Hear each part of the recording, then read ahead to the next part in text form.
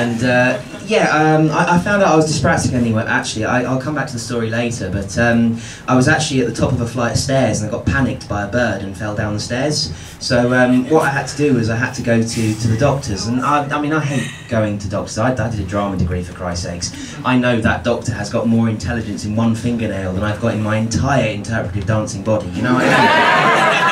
So I got to the doctors and I sat there and the doctor said, "Tom, I'm very sorry to tell you, you've got dyspraxia." And I said, "Well, okay, what does that mean?" He said, "Well, imagine, Tom, we've all got spirit levels inside our bodies.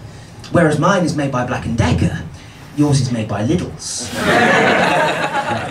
And I had to go back to the doctors a couple of weeks ago because I developed irritable bowel syndrome. So that we're all glad we're in a small, tight, damp space with me right now. But I went to the doctor and the doctor turned around to me and said, "Tom, I'm very sorry to tell you, you've got flatulence."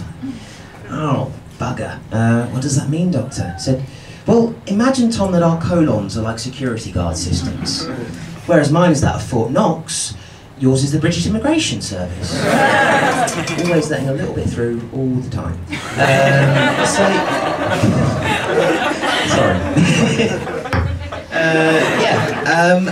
I've got a thought to myself, this guy, he must have genuinely ruined some people's lives, this doctor. I mean, imagine if poor Mrs. Jones comes in and she sits down and the doctor says, "I'm very sorry to tell you, Mrs. Jones, you have terminal cancer."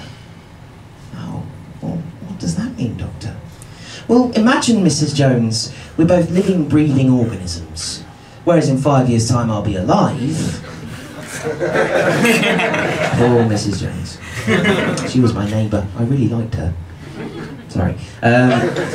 So I found out I was dyspraxic, and the doctor put me in touch with a couple of clinics. He put me in touch with a hypochondria clinic, but I couldn't go because I came down with a mild case of breast cancer.